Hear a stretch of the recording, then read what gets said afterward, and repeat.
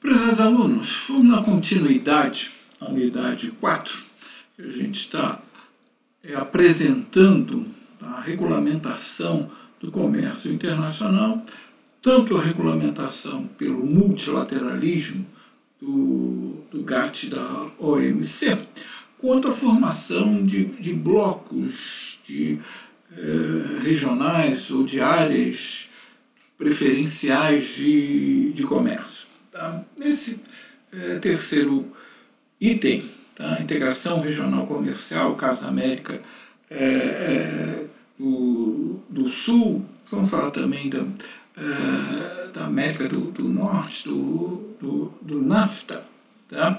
É complementar ao trabalho que vocês estão fazendo, tá? Sobre o Mercosul, sobre as relações multilaterais com a OMC, o Mercosul, as políticas nacionais de comércio exterior. Tá? As informações sobre Mercosul, sobre o NAFTA, sobre a União Europeia, vocês podem pegar nos sites. Por isso que eu estou pedindo para vocês fazerem trabalhos sobre os sites que são ricos de informações que a gente pode obter. Por isso que eu pedi vocês fazerem um trabalho para pegar as informações mais relevantes. Mas tem alguns pontos teóricos e analíticos que é importante a gente apresentar, e também toda a história das tentativas de integração das economias da América do Sul, principalmente do Brasil. É isso que eu quero apresentar nesse vídeo e nesses slides. Tá? E a grande questão da convivência do multilateralismo e do regionalismo e a crítica que se faz ao chamado regionalismo fechado e a formação de blocos comerciais fechados, que são verdadeiras fortalezas, que não incentiva o comércio com outras regiões e incentiva o comércio dentro do bloco da área preferencial de comércio, da área de livre comércio, e um grande protecionismo com os demais países não parceiros daquele bloco. Aí se chama regionalismo fechado. De uma forma diferente, e até como justificar o regionalismo, a formação de áreas preferenciais de comércio, zonas de livre comércio, colocando que é um regionalismo aberto, porque ao mesmo tempo permite internamente uma zona de livre comércio, tá? Externamente esses países parceiros estão aumentando o comércio e estão reduzindo também o protecionismo com relação aos países não parceiros, que seria a ideia de que seria uma abertura gradual, tá, ao comércio livre, uma redução gradual do protecionismo, tá, reduzindo, acabando o protecionismo dentro da determinada região, dentro de determinado bloco e paulatinamente reduzindo também, tá, a proteção externa, reduzindo a tarifa externa comum, tá, o comércio com os outros países. Então seria um processo de abertura comercial que começa regional, mas está avançando para ser multilateral. Tá? Bom, a história da integração dos países da América Latina e dos países da América do Sul, que nos interessa mais, a integração do Brasil com outros países, vem desde as proposições da CEPAL. A CEPAL, vocês são apresentados em formação econômica do Brasil, em economia brasileira contemporânea. Por quê? A CEPAL, tá, que é uma comissão econômica para a América Latina das Nações Unidas, tá? Que foi criada a partir da ONU, foi criada essa organização para pensar o desenvolvimento, tá, dos países da América Latina no pós-Segunda Guerra, tá, o auge do Bretton Woods. Tá? Bom, e se tem a referência aí de Prebisch, tá? E tem a referência aí do Celso Furtado, que foram economistas da CEPAL, que fizeram um diagnóstico, tá? E a proposição deles, tá? Principalmente no primeiro documento da CEPAL, que foi escrito por Raul Prebisch, tá? É que ele vai identificar que, com os dados historicamente, havia uma chamada deterioração dos termos de troca entre os países da América Latina e os países desenvolvidos dos Estados Unidos e Europa. Ou seja, que eram os países da América Latina eram exportadores de produtos primários e importadores de produtos industriais. E o que ele vai, os dados que ele vai colocar, ele vai identificar que há uma deterioração dos termos de troca, ou seja, o preço dos produtos exportados, primários, exportados, tá, tinha uma tendência a declínio, enquanto o preço dos produtos industriais que eram importados tinha uma tendência a aumentar. Então, o que tinha era que as importações dos países da América Latina estavam aumentando e as exportações estavam diminuindo. Isso iria dar, tá, um problema recorrente no balanço de pagamento. Tá? Então, a proposição da CEPAL não era o aprofundamento, tá, a manutenção, melhor dizendo, da especialização em produtos primários e o aprofundamento do comércio internacional. Não era a proposição. A proposição que eles vão falar é o seguinte: os países da América Latina têm que se industrializar. Tá? Bom, isso não significa que a industrialização no Brasil começa no pós-guerra, mas o que se coloca uma industrialização consciente, uma industrialização após a retomada do comércio internacional, tá, após Bretton Woods, após GATT, tá? O comércio internacional, a ideia era, bom, vamos incentivar o comércio internacional. Tá? A CEPAL vai colocar, qual é a posição dos países latino-americanos, deve ser perante, tá, o comércio internacional. Tá? Se manter como produtores de produtos primários e exportar, e importadores de produtos industriais. Vai falar, não é. Tá? O desenvolvimento dos países da América Latina vai se dar por industrialização, ampliação da sua capacidade produtiva, tá? Adensamento das relações insumos-produtos, tá? Não só produzir indústria de bens de consumo leve, mas partir para a indústria mais pesada e para a produção de insumos industriais para a indústria mais pesada, para a indústria mais sofisticada, tá? E também para a produção de bens de capital. Tá? Bom, então a proposição da CEPAL foi por uma industrialização por substituição de importações. Tá?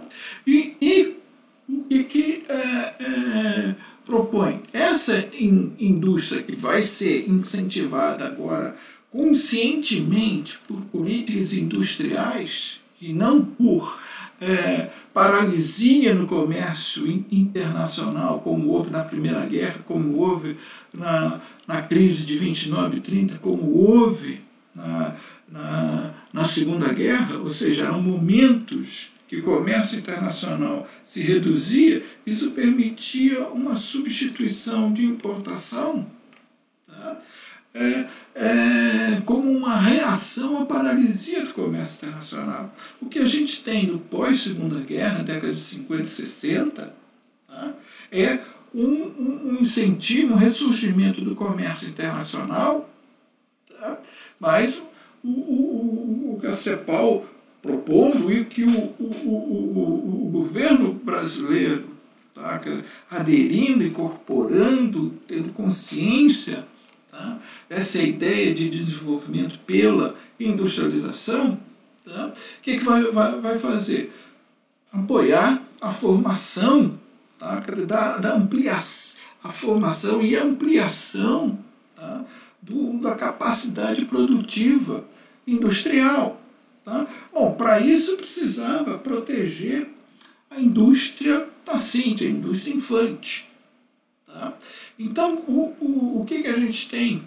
Vocês já devem ter visto na disciplina Formação Econômica do Brasil, quer dizer, uma industrialização que vai proteger, tá, aquelas indústrias, setores industriais que estavam nascendo. Tá?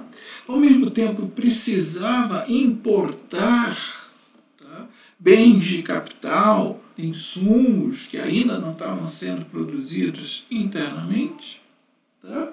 E financiar essas importações com exportações ainda assim baseada em produtos primários.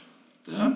Bom, essa foi a proposta da CEPAL, e aí vamos dizer, o segundo governo Juscelino, o segundo governo do Getúlio Vargas, depois o governo do Juscelino Kubitschek, representou essa ideia cepalina de industrialização por substituição de importações por proteção.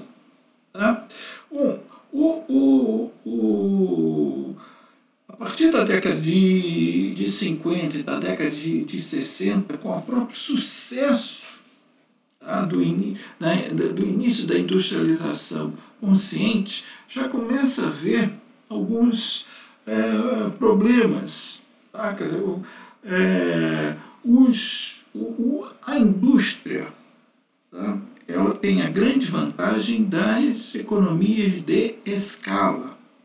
Tá? Ou seja, quando aumenta a produção, reduz os custos, tem que se beneficiar de economias de escala. Tá? Bom, e para se beneficiar de economia de escala, tem que ter também um amplo mercado. Tá? Quer dizer, a CEPAL vai identificar que apenas Brasil, Argentina e México que tinham um mercado aí de formação, um mercado de alta renda, de classe média, tá? Que podiam incorporar aí os trabalhadores, tá? E aí podiam ter um grande mercado. Tá? Mas viam que, tá, era uma industrialização que produzia aí produtos industriais protegidos e com uma grande dificuldade de exportação. Né? A proposição da CEPAL, aí na segunda metade da década de 50, primeira metade da década de 60, foi de formar um mercado latino-americano, tá? Ter uma integração comercial dos países da América Latina. Então, o que vai propor? A formação da primeira grande tentativa, tá, de criar uma área preferencial de comércio na América Latina, quase uma zona de livre comércio, que foi a ALAUC, Associação Latino-Americana de Livre Comércio, Tá? Bom, em 1960, primeiro com o Brasil, Argentina, Chile, México, tá? Depois incorporando Colômbia, Equador, tá? Foi a primeira tentativa de integração das economias integração comercial das economias aí da América Latina, tá? Que tem o México, tá?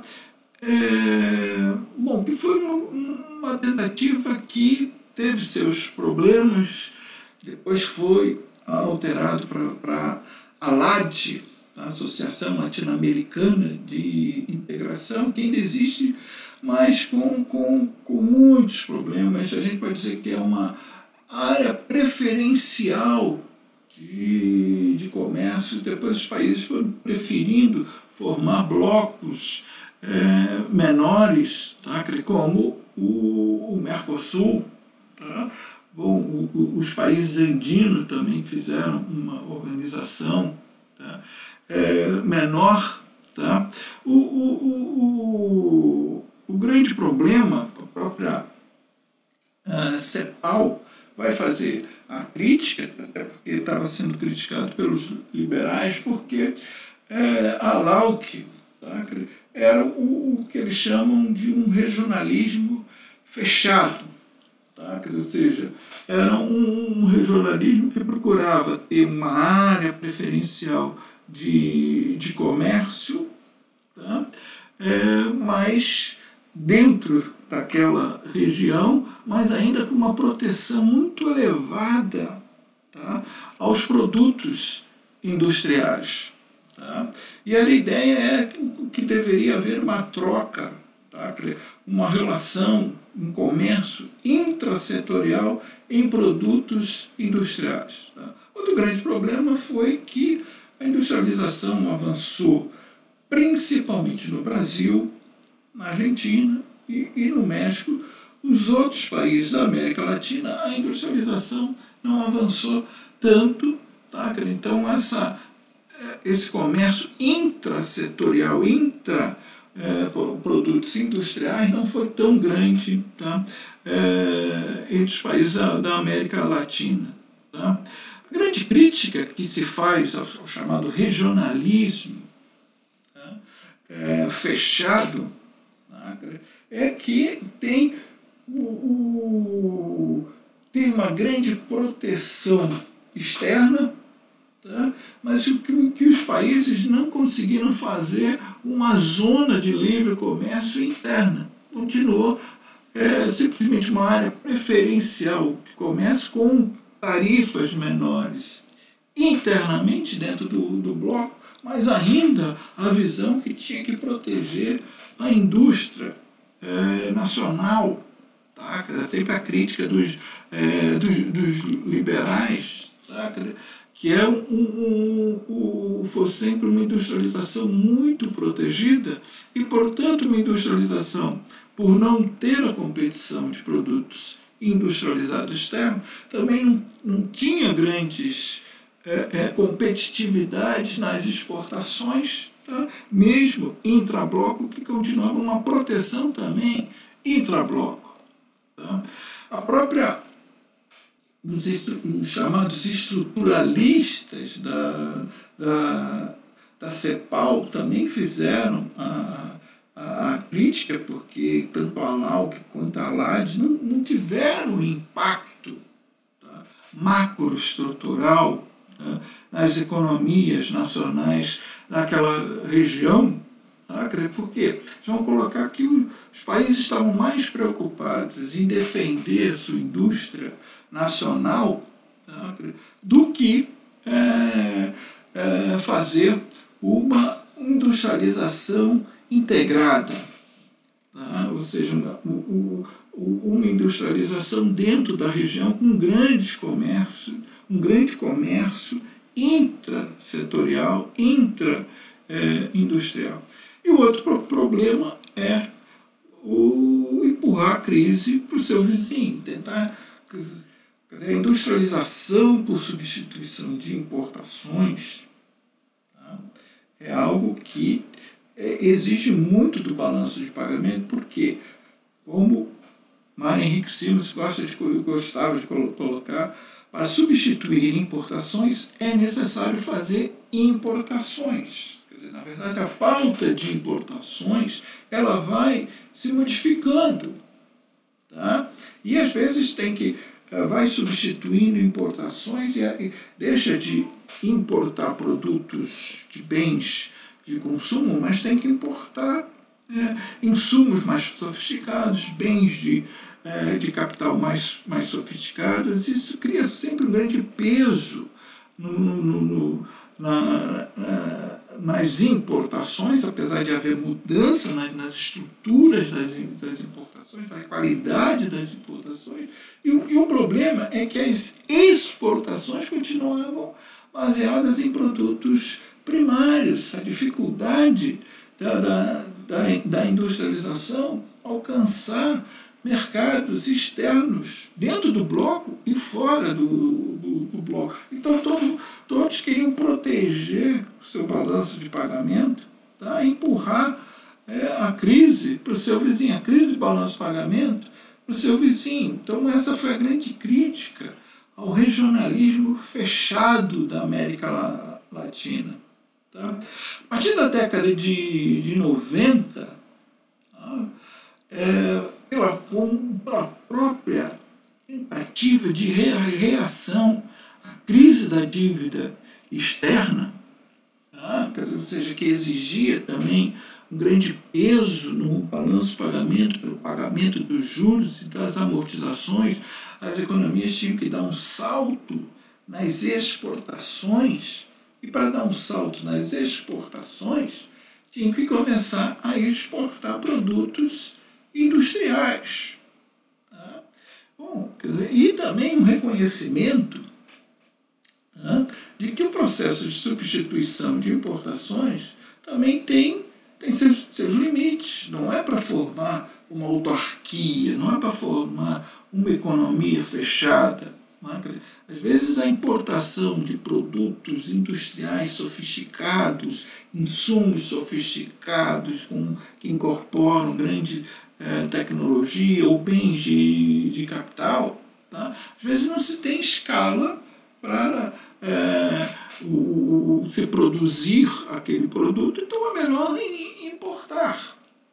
Tá? Então, é importante formar uma estrutura industrial bem diversificada no setor de insumos pesados, no setor de bens de capital, no setor de bens de consumo duráveis, não duráveis, mais sofisticados. Tá? Mas alguns produtos há uma grande dificuldade de se produzir internamente e não tem problema nenhum se importar esses produtos, tá? Desde que tenha também, tá, receita de exportação, tá, que equilibre a balança comercial, a conta corrente e o balanço de pagamento. Tá? Então, a partir da década de 90, tá, se tem uma nova ideia, tá, também com as condicionalidades do FMI, com a visão do chamado consenso de Washington, a visão mais neoliberal da organização do comércio internacional e da organização das economias nacionais perante o comércio internacional, tá? Teve a ideia de que tinha que se reduzir o protecionismo, incentivar o comércio, e a ideia, vamos incentivar o comércio regional, nós vamos fazer um regionalismo aberto, é uma proposição aí da CEPAL, tá? Até porque também, quer dizer, o contraste com os outros países, tá? Os outros países não estavam se fechando, se protegendo cada vez mais, mas estavam se abrindo. Tá? O caso aí da Europa, a comunidade europeia se formando, o caso bem sucedido da industrialização do leste europeu, tá? Que foi uma industrialização que conseguiu fazer o salto rápido de substituição de importações para tá? Orientação para exportação. Tá? Então, o que estava havendo, tá? O que tinha que haver era uma exportação também dos produtos industriais dos países da América Latina e, no caso, principalmente dos países do Brasil. Tá? E também havia ali, na década de 80, as negociações do GATT querendo ampliar a regulamentação do comércio internacional com acordos multilaterais, tá? Exigindo redução de barreiras burocráticas, querendo também redução das barreiras econômicas, redução do protecionismo econômico. Tá? Então, a proposição da CEPAL, tá? E o Brasil vai incorporando essa ideia da CEPAL de um regionalismo aberto, tá? Antes até de um grande documento feito pela CEPAL em defesa do novo regionalismo, foi regionalismo aberto na América Latina, tá? Com a ideia, continua mudando a estrutura produtiva, tá? Mas essa estrutura produtiva tem que aumentar a produtividade, tá? Isso depois também a gente vai analisar bem na unidade 5, como é importante, tá? Produzir produtos com alta produtividade, com alta competitividade. A produtividade não é só a produtividade dos engenheiros, a gente também tem que pensar na produtividade, aquilo que gera valor agregado, e um valor agregado que está sendo bem pago, valor monetário. Tá? Ou seja, não é apenas se beneficiar, tá? de economia de escala, tá? Mas se beneficiar também de acompanhar o desenvolvimento tecnológico, se acompanhar as inovações e criar também inovações. Tá? Bom, então, aumentando a produtividade, aumentando a competitividade, isso pode aumentar, tá? Melhorar a distribuição de renda, aumentar os salários, mesmo o setor de serviços. Tá? Depois a gente vai ver, a indústria é que gera produtividade, aumenta a produtividade, e o setor de serviços aumenta o emprego.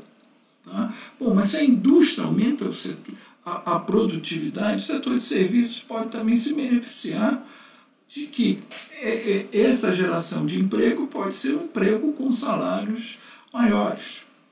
Tá? Então, a proposição foi criar o comércio, aumentar o comércio intrabloco, tá?